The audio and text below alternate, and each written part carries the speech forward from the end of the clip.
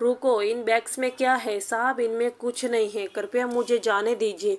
क्या तुम मेरी जीवन संगिनी बन के मेरे साथ रहोगी? एक आलीशान बंगले की दीवारों के पीछे छुपा था एक ऐसा शख्स जिसने एक घमंडी अरबपति की पूरी दुनिया हिलाकर रख दी। अरबपति को अपनी साधारण सी नौकरानी पर शक हुआ कि वह घर से चोरी कर रही है, लेकिन जब उसने उसका पीछा किया तो वह एक ऐसे राज से रूबरू हुआ जिसने उसकी रूह को झकझोर दिया। आखिर उस पुराने खंडहर में ऐसा क्या था जिसने एक अरबपति की सोच और जिंदगी की दिशा हमेशा के लिए बदल दी? दोस्तों, इस दिल को छू लेने वाली कहानी की पूरी सच्चाई जानने के लिए वीडियो को अंत तक जरूर देखें। मुंबई की सबसे ऊंची और रसूखदार पहाड़ी मालाबार हिल पर स्थित ओबरॉय मैंसन का दरवाजा खुलते ही अमीरी की एक अलग ही खुशबू आती थी। यहाँ की दीवारों पर महंगी पेंटिंग और जमीन पर इटालियन मार्बल ऐसा चमकता था कि आदमी अपना चेहरा देख ले। यह साम्राज्य के इकलौते वारिस थे आरव ओबरॉय। एक ऐसे इंसान थे जिसके लिए समय ही पैसा था। उनके एक इशारे पर करोड़ों की डील होती थी और उनकी आंखों में एक ऐसी शक्ति थी कि बड़े बड़े बिजनेस टकून उनके सामने बात करने से पहले 2 बार सोचते थे। आरव की दुनिया बहुत छोटी थी। उनका बिजनेस, उनका लैपटॉप और उनकी अपनी तन्हाई। उन्हें लगता था कि दुनिया की हर चीज़ खरीदी जा सकती है और हर इंसान की एक कीमत होती है। उनकी ज़िंदगी में सुख तो बहुत था, लेकिन सुकून और जज्बातों के लिए कोई जगह नहीं थी। लेकिन इसी आलीशान हवेली में एक कोने में एक ऐसी शख्स रहती थी जिसे आरव ने 3 साल तक कभी गौर से नहीं देखा था। वह थी किरण। किरण आरव के घर में सफाई का काम करती थी। वह सुबह सूरज निकलने से पहले आती और रात होने से पहले गायब हो जाती। वह हमेशा एक पुराना और जगह जगह से फटा हुआ सलवार कमीज पहनती थी, जिसका रंग धूप और बार बार धोने की वजह से फीका पड़ चुका था। उसका दुपट्टा हमेशा उसके सिर या कंधे पर सादगी से लिपटा रहता था। उनके पैरों में रबर की एक साधारण सी चप्पल थी जो चलते वक्त चट चट की आवाज़ करती थी। आरव के लिए किरण बस एक चलती फिरती मशीन की तरह थी जिसका काम था घर को बेदाग रखना। किरण कभी किसी से बात नहीं करती थी, कभी गॉसिप नहीं करती थी और कभी किसी चीज़ की शिकायत नहीं करती थी। उसकी खामोशी और उसके साधारण से पहनावे में एक अजीब सी गरिमा थी जिसे आरव ने कभी गहराई से महसूस नहीं किया था। शुरुआत में सब कुछ सामान्य था, लेकिन पिछले कुछ हफ्ते से आरव ने एक बात नोटिस की। किरण हर शाम ठीक 5:45 पर अपना काम छोड़कर भागने की जल्दी में रहती थी। आरव का अनुशासन का नियम बहुत सख्त था और उन्हें यह बात अखरने लगी कि कोई उनके घर से इतनी जल्दी कैसे जा सकता है। एक शाम जब आरव अपने ऑफिस से थोड़ा जल्दी घर आ गए, उन्होंने देखा कि किरण किचन में पिछले दरवाजे से बाहर निकल रही है। उसके कंधे पर 2 बड़े नायलॉन के थैले टंगे हुए थे। वो बार बार पीछे मुड़कर देख रही थी, जैसे उसे डर हो कि कोई उसे देख ना ले। उसके चेहरे पर एक अजीब सी घबराहट और एक छिपी हुई चमक थी जिसने पहली बार आरव का ध्यान खींचा। उसके फटे हुए सलवार के पहले हवा में लहरा रहे थे, जो उसकी गरीबी को बयां कर रहे थे, लेकिन उसकी आंखों में कोई और ही कहानी थी। आरव के मन में शक का बीज पनपने लगा। क्या यह मेरे घर से कुछ चुरा रही है? उन्होंने सोचा। उन्हें लगा शायद वह कीमती सामान उन थैलों में छिपा कर ले जा रही है। आरव को धोखे में सख्त नफरत थी, पर उनके भीतर एक अनजानी जिज्ञासा थी कि जो उन्हें किरण की ओर खींच रही थी। उन्होंने फैसला किया कि वे खुद इसका पता लगाएंगे। जैसे ही किरण गेट की ओर बढ़ी, आरव की कड़क और भारी आवाज़ गूंजी, रुको किरण। किरण का पूरा शरीर कांप गया। उसने धीरे से मुड़कर देखा। उसकी आंखों में एक अजीब सा डर था, लेकिन उस डर के पीछे एक गहरी मासूमियत थी जिससे आरव के गुस्से को एक पल के लिए कम कर दिया। आरव तेज कदमों से उसके पास आए। उनकी परछाई किरण के छोटे से कद पर भारी पड़ रही थी। साहब, आप इतनी जल्दी आ गए? किरण की आवाज़ धीमी और कांपती हुई थी। आरव ने उसकी बात का जवाब नहीं दिया। उनकी नज़रें सीधे उन 2 थैलों पर टिकी थी। इन बैग्स में क्या है किरण? उन्होंने ठंडे स्वर से पूछा। किरण ने बैग्स को अपने पीछे छिपाने की कोशिश की। कुछ नहीं साहब, बस कुछ पुराना सामान है। आरव का शक यकीन में बदल गया। पुराना सामान या मेरे घर की कोई कीमती चीज़? बैग यहाँ रखो और मुझे दिखाओ। आरव का लहजा अब और भी सख्त हो चुका था, लेकिन उनकी आंखों में किरण के प्रति एक अजीब सा आकर्षण भी जाग रहा था। ये वे यह जानना चाहते थे कि ये फटे पुराने सलवार में रहने वाली सादी सी औरत क्या राज छिपा रही है। किरण ने कुछ नहीं कहा, बस अपनी मुठ्ठियां भीली। उस पल आरव को लगा कि वह कुछ बहुत बड़ा छिपा रही है। ठीक है, आरव ने पीछे हटते हुए कहा, आज तुम जाओ, लेकिन याद रखना किरण, ओबराय मैंसन से कुछ भी बाहर जाता है तो उसकी खबर मुझे होती है। किरण तेजी से मुंडी और बिना एक शब्द बोले गेट से बाहर भाग गई। आरव उसे जाते हुए देखते रहे। उनकी आंखों में अब सिर्फ शक नहीं था, बल्कि एक ऐसी बेचैनी थी जो उन्होंने वर्षों से महसूस नहीं की थी। वे समझ गए थे कि किरण के उस पुराने झोले में कोई ऐसा राज है जो उनकी इस आलीशान दुनिया से बहुत अलग है। अगले दिन आरव के दिमाग में केवल एक ही बात चल रही थी, वे उन नायलॉन के थैलों का सच जानकर रहेंगे। उन्होंने अपने ऑफिस की सारी मीटिंग्स रद्द कर दी। शाम के 5:30 बजते ही आरव ने अपनी करोड़ों की रोल्स रॉयस को गैराज में ही रहने दिया। उन्होंने एक साधारण धूल भरी एसयूवी निकाली जो सालों से इस्तेमाल नहीं हुई थी। अपनी पहचान छिपाने के लिए उन्होंने एक साधारण काली टी शर्ट, एक गहरे रंग की टोपी और काला चश्मा पहन लिया। वे अपनी ही हवेली के गेट के कुछ दूर सड़क के किनारे छिपकर इंतजार करने लगे। ठीक 5:50 पर किरण गेट से बाहर निकली। उसके चलने का अंदाजा आज भी तेज था। उसके कंधों पर वही दो भारी थैले थे और हवा में उसके फटे हुए पुराने सलवार के पल्ले किसी थके हुए परिंदे के पंखों की तरह फड़फड़ा रहे थे। आरव ने गाड़ी स्टार्ट की और धीमी रफ्तार से उसका पीछा करना शुरू किया। किरण ने कोई टैक्सी या रिक्शा नहीं लिया, वह पैदल ही सकरी गलियों में मुड़ती जा रही थी। आरव हैरान थे कि ये दुबली पतली लड़की इतनी भारी गठरी लेकर इतनी तेज कैसे चल सकती है। शहर की सकासौन धीरे धीरे पीछे छूट रही थी। अब सड़कें उबड़ खाबड़ होने लगी थी। आरव ऐसी जगह पहुंच चुके थे जहां मुंबई के ऊंचे टावर नहीं बल्कि एक दूसरे से सटी हुई झुग्गियां और पुराने ठहरते हुए मकान थे। किरण एक बेहद पुरानी इमारत के सामने रुकी। आरव ने अपनी गाड़ी कुछ दूर पार्क की और दबे पांव उसके पीछे गए। उन्होंने देखा कि किरण एक बड़े से कमरे के अंदर चली गई है। आरव ने खिड़की से एक छोटे से छेद के अंदर झांका तो नजारा उन्होंने देखा उसने उसके होश उड़ा दिए। अंदर लकड़ी की बेंचों पर कई व्यक्ति बैठे थे, सब्जी बेचने वाली औरतें, मजदूर और कहीं बुजुर्ग। किरण वहां झाड़ू नहीं लगा रही थी बल्कि हाथ में चौक लिए ब्लैक बोर्ड पर लिख रही थी। उसने अपने थैले खोले और उसमें से पेंसिलें, नोटबुक और आरव के घर से लाया हुआ बचा हुआ खाना निकाला। वो खाना उसने खुद नहीं खाया बल्कि बड़े प्यार से उन भूखे बुजुर्गों में बांट दिया। आरव ने देखा कि वह फटे पुराने कपड़ों में रहने वाली लड़की अब एक शीशक की तरह चमक रही थी। उसकी आवाज़ में एक अधिकार था, एक गरिमा थी। वह एक एक छात्र के पास जा रही थी, किसी का हाथ पकड़कर अक्षर लिखना सिखा रही थी तो किसी को दवाई के पर्चे पढ़ना समझा रही थी। याद रखिए, किरण की आवाज़ खिड़की से बाहर आरव तक पहुंची, पढ़ना सिर्फ अक्षर जानना नहीं है, यह अपनी इज्जत की रक्षा करता है। जब तक आप पढ़ना नहीं सीखेंगे दुनिया आपको नीचा दिखाएंगे। आरव खिड़की के बाहर जम गए। जिसे वे एक मामूली नौकरानी समझ रहे थे, वह तो समाज के उस अंधेरे को मिटा रही है जिसे आरव ने कभी महसूस ही नहीं किया था। किरण के चेहरे पर वह सुकून और मुस्कान थी जो आरव ने अपने आलीशान बंगले के किसी भी कोने में नहीं देखी थी। आरव को पहली बार अपने सूट, अपनी गाड़ी और अपने अहंकार पर शर्म महसूस हुई। वे करोड़ों कमाते थे लेकिन किरण जैसा बड़ा दिल और मकसद उसके पास नहीं था।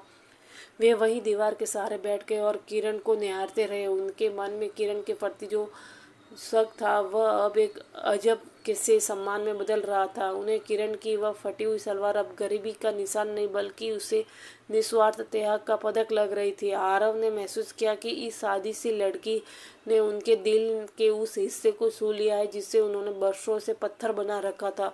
उस रात आरव घर लौटते वक्त पूरी तरह बदल चुके थे। वे जान गए थे कि किरण के उस पुराने थैले में कोई चोरी का माल नहीं बल्कि एक पूरी पीढ़ी के सपने बंद थे। अगली सुबह जब आरव ओबरॉय मैंसन की सीढ़ियों से नीचे उतरे तो उसकी नज़र किरण को ढूंढ रही थी। किरण हमेशा की तरह रसोई के कोने में खड़ी होकर सब्जियां काट रही थी। उसके वही फटे पुराने सलवार कमीज और सिर पर सादगी से लिपटा दुपट्टा आज आरव को बहुत अलग लग रहा था। आरव उसके पास जाकर कुछ कहना चाहते थे लेकिन तभी उसके फ़ोन की घंटी बजी। आज ओबरॉय मैंसन में शहर के सबसे बड़े बिजनेसमैन और आरव के विदेशी पार्टनर्स के लिए एक भव्य लंच पार्टी रखी गई थी। आरव अपने जज्बातों को दबाकर फिर से उसी सख्त बिजनेस टकून के मुखौटे में आना पड़ा। दोपहर होते होते मेंशन मेहमानों से भर गया था। हर तरफ रेशमी पर्दों की सरसराहट और महंगे इत्रों की महक थी। आरव ने बिजनेस पार्टनर मिस्टर सिंघानिया, अपनी पत्नी और कुछ रसूखदार दोस्तों के साथ लिविंग रूम में बैठे बड़ी बड़ी बातें कर रहे थे। किरण सफ़ेद एप्रन पहने सिर झुकाए मेहमानों को पानी और स्टार्टर सर्व कर रही थी। तभी अचानक मिस्टर सिंघानिया की पत्नी, जो अपनी रईसी के घमंड में सूर थी, का हाथ लगा और किरण के हाथ से पानी का गिरा छूटकर उसके महंगे डिजाइनर गाउन पर गिर गया। पूरे हॉल में सन्नाटा सा गया। मिस्टर सिंघानिया की पत्नी चिल्लाई, तुम्हारी हिम्मत कैसे हुई? क्या तुम्हें तमीज़ नहीं है? किरण थर थर काँपने लगी। माफ़ कर दीजिए मेम साहब, मेरा पैर फिसल गया था। लेकिन सिंघानिया की पत्नी का गुस्सा शांत नहीं हुआ। उन्होंने किरण के फटे हुए पुराने सलवार की ओर इशारा करते हुए सबके सामने उसका मजाक उड़ाना शुरू कर दिया। आरव, तुमने अपने घर में कैसी गंदी नौकरानी रखी है। इसके कपड़े देखो, जगह जगह से फटे हुए हैं। ऐसे लोग तुम्हारे घर की हवा खराब करते हैं। इसे अभी बाहर निकालो, वरना हम यहाँ एक पल भी नहीं रुकेंगे। वहाँ खड़े बाकी अमीर मेहमान भी दबी जुबान में हंसने लगे। कोई किरण के फटे हुए कपड़ों का मजाक उड़ा रहा था तो कोई उसकी गरीबी का। किरण की आंखों में आंसू थे। वह अपमान के बोझ से झुक गई थी। आरव, जो अब तक दूर खड़े यह सब देख रहे थे, धीरे धीरे महफिल के बीच में आए। सबके चेहरे पर एक मुस्कान थी। उन्हें लगा कि आरव अभी किरण को जलील करके घर से बाहर फेंक देंगे। आरव किरण के पास जाकर रुक गए। उन्होंने किरण की आंखों में देखा, वही आंखें जो कल उस खंडर की उम्मीदों की रोशनी बांट रही थी। आरव ने सिंघानिया की पत्नी की ओर मुड़कर देखा। उनकी आवाज़ आज पहले से कहीं ज़्यादा ठंडी और भारी थी। मिस्टर सिंघानिया, अपनी पत्नी से बिल्कुल सही कहा। किरण इस घर के लिए सही नहीं है। मेहमान खुश हुए, लेकिन आरव ने बात जारी रखी, क्योंकि इस घर की दीवारें किरण के किरदार के सामने बहुत छोटी हैं।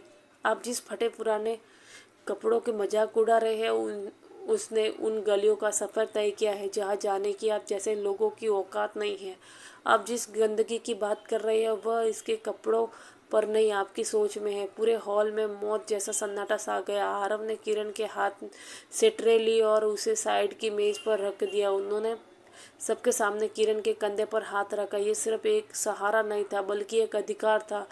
यह औरत जिससे आप नौकरानी कर रहे हैं, वह उन लोगों को अक्सर सिखाती है जिन्हें हम इंसान तक नहीं गिनते। अगर किरण इस घर की शोभा नहीं बढ़ा रही तो शायद इस घर की शोभा बढ़ाने की अब मुझे भी ज़रूरत नहीं है। लंच ख़त्म हुआ, आप सब अभी मेरे घर से जा सकते हैं। सब सारे मेहमान शर्मिंदगी से चले गए तो आरव किरण की ओर मुड़े। किरण फुट फुट कर रो रही थी। आरव ने धीरे से कहा, किरण आप रोना बंद करो। कल से तुम यह झाड़ू नहीं उठाओगी। कल से तुम ओबरॉय फाउंडेशन की हेड के रूप में अपना खुद का संस्थान चलाओगी। किरण ने संकित होकर आरव को देखा। आरव की आंखों में जो प्यार और सम्मान था, उसने किरण के सारे पुराने घाव को भर दिया। आरव को समझ आ गया था कि उन्हें किरण से सिर्फ हमदर्दी नहीं, बल्कि एक गहरा लगाव हो गया है। अगले कुछ हफ्ते ओबरॉय मैंसन के लिए पूरी तरह बदल गए थे। आरव ने अपनी हवेली के एक बड़े हिस्से को ओबरॉय फाउंडेशन के मुख्य कार्यालय में तब्दील कर दिया था। किरण अब रसोई में सब्जियां नहीं काटती थी, बल्कि आरव के साथ बड़े बड़े नक्शों और फाइलों पर काम करती थी। आरव ने उसके लिए शहर से सबसे बेहतरीन रिसोर्सेस जुटाए थे, ताकि उस छोटे से अफसरों के घर को एक विशाल संस्थान बनाया जा सके। लेकिन आरव ने एक बात गौर की, किरण आज भी वही फटे पुराने सलवार कमीज पहनती थी। आरव ने उनके लिए कई महंगे सूट और साड़ियाँ मंगवाई थी, लेकिन किरण ने उन्हें छुआ तक नहीं। एक शाम जब ऑफिस का काम खत्म हो चुका था, आरव ने किरण को अपनी स्टडी में बुलाया। किरण खिड़की के पास खड़ी बाहर डूबते सूरज को देख रही थी। आरव उसके पास गए और धीरे से पूछा, किरण, मैंने तुम्हारे लिए इतने कपड़े मंगवाए, तुमने उनमें से एक भी नहीं पहना। क्या तुम्हें वह पसंद नहीं आए? किरण मुंडी, उसकी आंखों में एक अजीब सी गहराई थी। उसने अपने फटे हुए सलवार के पल्ले को सहलाते हुए कहा, साहब, ये कपड़े मुझे याद दिलाते हैं कि मैं कहाँ से आई हूँ। ये मुझे याद दिलाते कि बाहर हजारों लोग आज भी इसी हाल में हैं। अगर मैं रेशम पहन लूँगी तो शायद मैं उन लोगों का दर्द भूल जाऊँगी जिसके लिए मैं लड़ रही हूँ। आरव निःशब्द रह गए।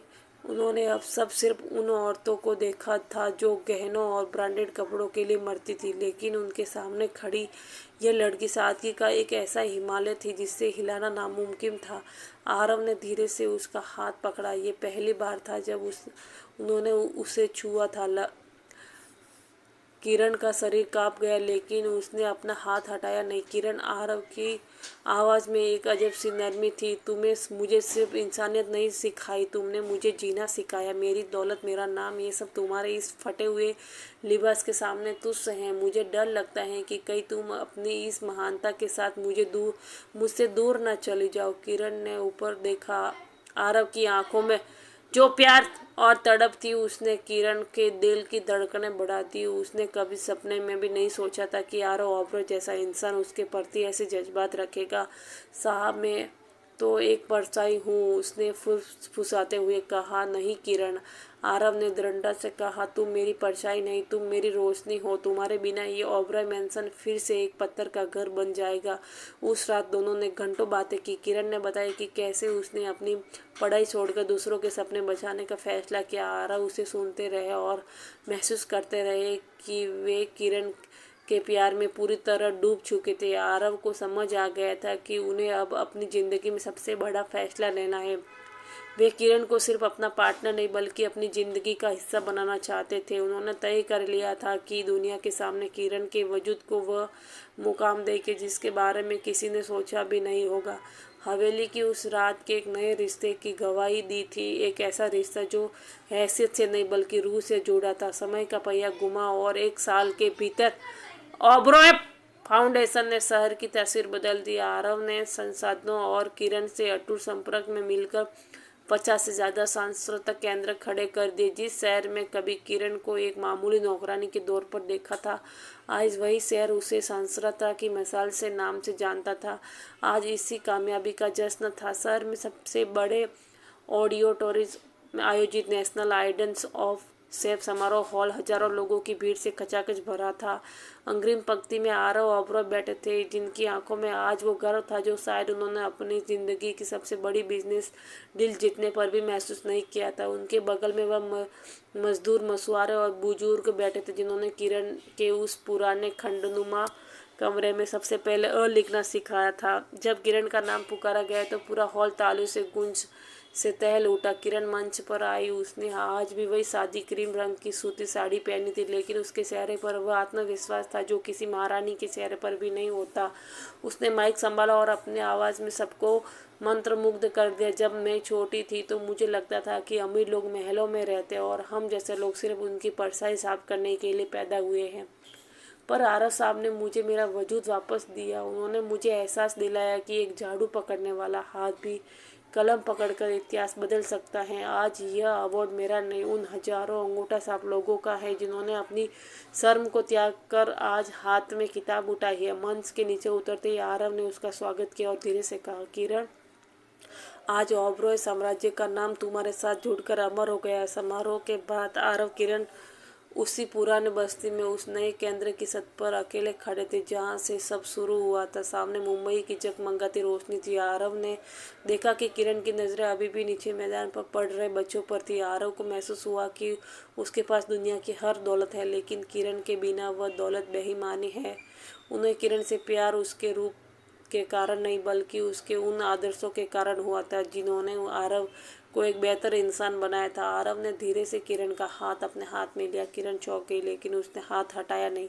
आरव ने उसकी आंखों में देखते हुए बहुत ही संजीदगी से कहा, किरण, तुमने हजारों लोगों की ज़िंदगी बदली है, लेकिन सबसे बड़ा बदलाव तुमने मेरे भीतर लाया है। मैं अब इस मिशन को और अपनी ज़िंदगी को तुम्हारे बिना आगे नहीं ले जाना चाहता।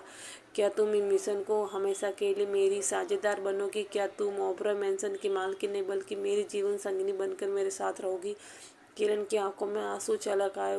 उसने आरव के हाथों पर अपनी पकड़ मजबूत की और धीमे से मुस्कुराते हुए कहा, हाँ, कह दी। यह सिर्फ दो लोगों का मिलन नहीं था, बल्कि यह अमीरी और गरीबी के बीच के भेद का अंत था। सूरज डूब रहा था और आसमान संतरी रोशनी में भरा था। आरव ने पूछा, क्या तुम अगले मिशन के लिए तैयार हो? किरण ने अपनी कलम जेब से निकाली और कहा, जब तक आखिरी इंसान अपना नाम लिखना नहीं सीख जाता, किरण चैन से नहीं बैठेगी। दोनों एक साथ केंद्र की सीढ़ियां चढ़ने लगे। पीछे मुड़कर देखने पर मुंबई की रोशनी व अब महलों से नहीं बल्कि उन छोटे स्कूलों की खिड़कियों से आ रही थी जिन्हें किरण ने रोशन किया था। कहानी इस संदेश के साथ समाप्त होती है कि इंसान की असली पहचान उसके काम से नहीं, उनके नेक इरादे से होती है। रोशनी फैलाना सिर्फ अमीरों का काम नहीं बल्कि हर उस इंसान का फर्ज है जिसके पास एक छोटा सा दिया है। दोस्तों, आपको ये कहानी कैसी लगी? अपनी राय कमेंट में ज़रूर बताइए। अगर कहानी अच्छी लगी हो तो वीडियो को लाइक कीजिए और अपने दोस्तों के साथ शेयर करना ना भूलिए। और हाँ, आप ये वीडियो कहाँ से देख रहे हैं, अपने प्यारे गाँव या शहर का नाम भी कमेंट में ज़रूर लिखें।